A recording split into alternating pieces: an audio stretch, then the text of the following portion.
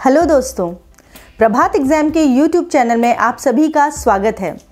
आज IAS success stories में हम बात करेंगे आईएएस आरती डोगरा की, जिन्होंने यूपीएससी 2005 में ऑल इंडिया रैंक 56 हासिल की थी। बुलंद हौसला और सच्ची लगन अक्सर नामुमकिन को मुमकिन बना देती है।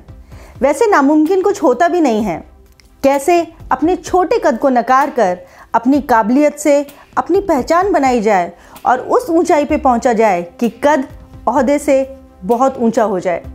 कैसे अपने छोटे कद को नकार कर अपनी काबिलियत से अपनी पहचान बनाने वाली आईएएस आरती डोगरा, इन्होंने सफलता पाई। आज हम यही सब कुछ जानेंगे। आईएएस आरती डोगरा वाकई में मिसाल हैं कामयाबी की और यह मानने की कि नॉलेज और प्रतिभा से बढ़कर कुछ नहीं होता।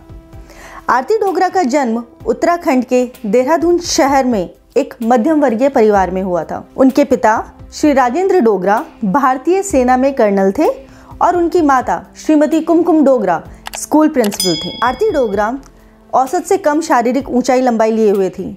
डॉक्टर्स ने इसके बारे में उनके माता पिता को पहले ही बता दिया था, लेकिन फिर भी उनके माता पिता ने कहा कि नहीं, हमारे लिए ये एक ही बच्ची काफ़ी प्यारी और काफ़ी अच्छी है।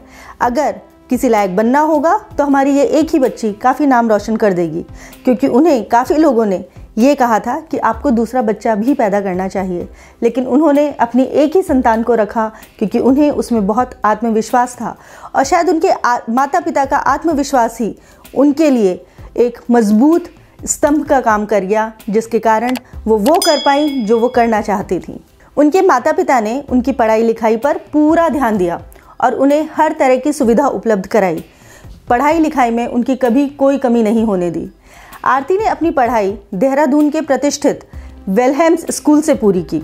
उसके बाद उन्होंने दिल्ली के लेडी श्री राम कॉलेज से स्नातक की डिग्री ली इकोनॉमिक्स में। स्नातक करने के बाद वो दोबारा देहरादून आ गई और उन्होंने सोचा वहाँ रहकर वो परास्नातक की डिग्री लेंगी। देहरादून में ही एक बार आरती की मुलाकात उत्तराखंड की पहली महिला आईएएस अधिकारी मनीषा पंवार से हुई। उनसे मिलने के बाद आरती को लगा कि अगर वो आईएएस बन सकती हैं तो मैं क्यों नहीं बन सकती, और बस उन्होंने ठान लिया कि अब उन्हें आईएएस अधिकारी ही बनना है और वो जी जान से इसकी तैयारी में जुट गई।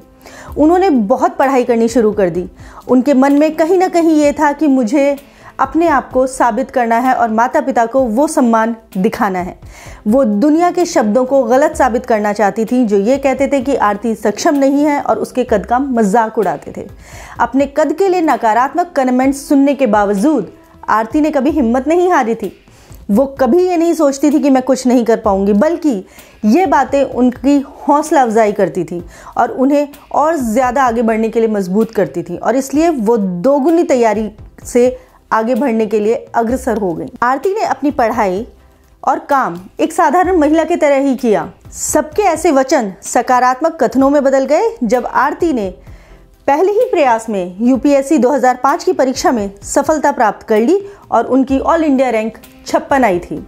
अब वही लोग आरती का उदाहरण देते थे, उनको मिसाल मानते थे और इनका सारा श्रेय और सफलता, उनका कॉन्फिडेंस उनके पेरेंट्स को भी देते थे। आरती ने अपने लिए और सबके लिए एक मिसाल कायम कर दी थी।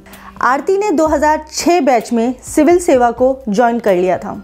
आरती ने बीकानेर की जिलाधिकारी के रूप में बंको बिकाणो अभियान शुरू किया। इस अभियान के तहत उन्हें जिले के लोगों को खुले में शौच न करने के लिए प्रेरित करना था।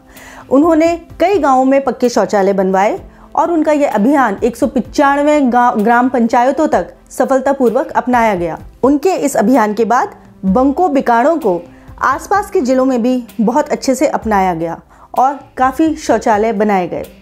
आरती जोधपुर डिस्कॉम में निदेशक के पद पर नियुक्त होने वाली पहली महिला आईएएस अधिकारी हैं।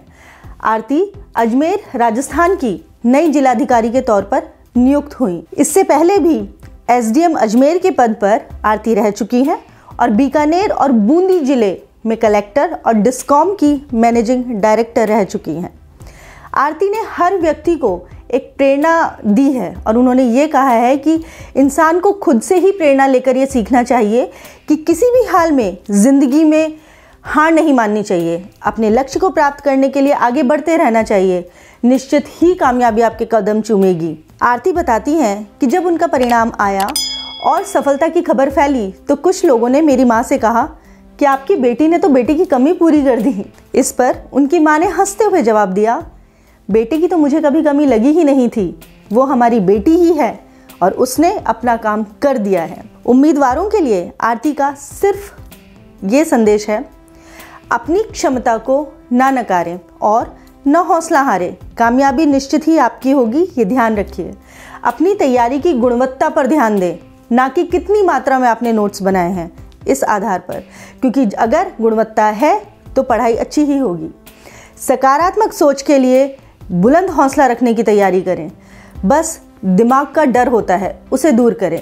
जो भी अध्ययन करें मन लगाकर करें, देखिएगा कामयाबी आपकी है। आरती के बुलंद हौसले और कामयाबी को देखकर मुझे IRS शोभन की कुछ पंक्तियां याद आती हैं।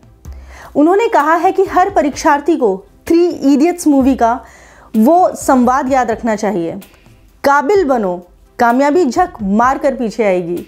बिल्कुल सही है, अगर आप काबिल हैं तो कामयाबी ज़रूर आपके पीछे आएगी। IAS आरती डोगरा की कामयाबी इसी बात का उदाहरण है कि उन्होंने अपनी कामयाबी हासिल की। भले ही उनका कद छोटा रहा, लेकिन उनका ओहदा इतना ऊंचा हो गया कि लोग अब उनकी मिसाल देते हैं। तो ये थी IAS आरती डोगरा की सक्सेस स्टोरी। ऐसी ही अन्य IAS सक्सेस स्टोरीज को जानने के लिए बने रहिए प्रभात एग्जाम के YouTube चैनल पर, और हाँ, इसे सब्सक्राइब करना मत भूलिएगा। धन्यवाद।